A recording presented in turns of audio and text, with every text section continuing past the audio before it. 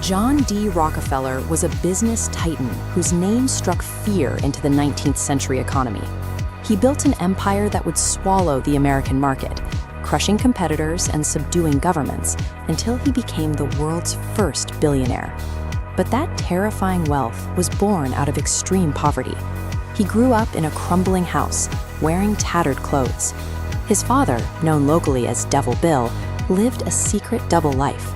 While the family went cold and hungry, Bill traveled the country as a con artist, selling fake herbal remedies to the desperate. Bill would vanish for months at a time, leaving his family to fend for themselves. This forced John into the role of household provider before he was even 10 years old. He balanced back-breaking farm work with schooling, managing the family's meager finances and issuing small loans just to keep his siblings fed. The constant instability and sheer hunger forged a harsh, rigid discipline. The trauma of those early years instilled an intense, terrifying obsession with securing absolute control and permanent financial independence. When prospectors discovered massive deposits of crude oil in Pennsylvania, it triggered a chaotic black gold rush. The drilling market was wildly unpredictable. An entire town of miners would spring up around a well, drain it dry, and abandon it.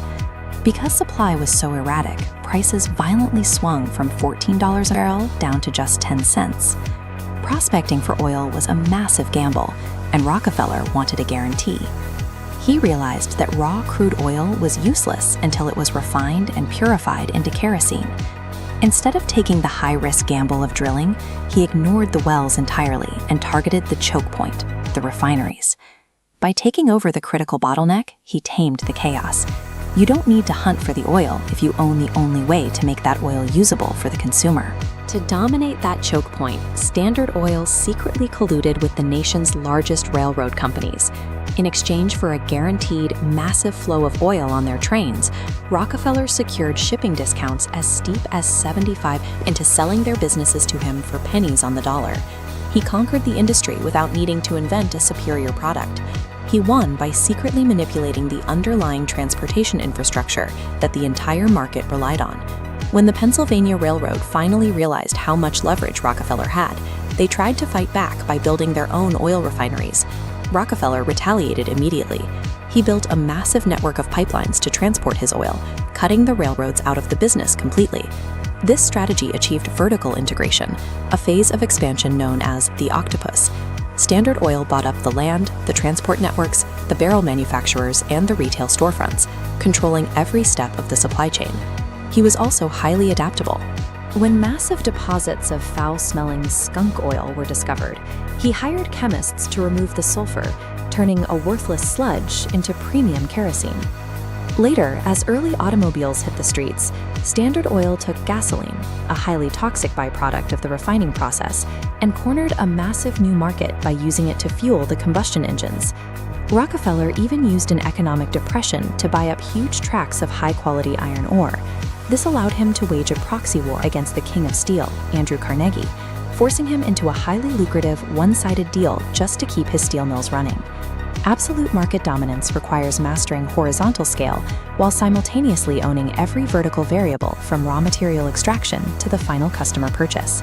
By controlling 90% of the oil refining industry, Standard Oil became public enemy number one.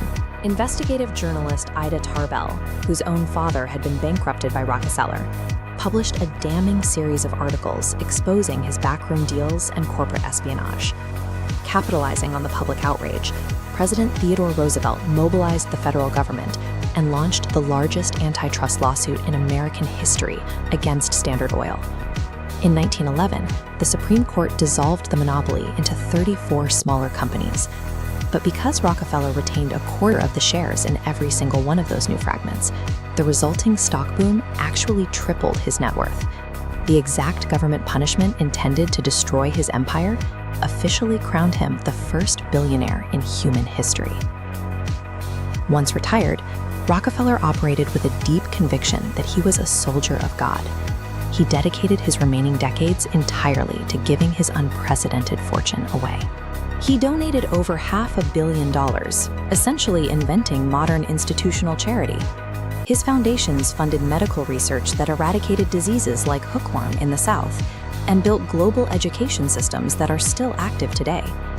It leaves a deeply complex moral paradox. The man who ruthlessly choked the American free market to build an illegal empire is the exact same man whose monopolistic wealth laid the foundations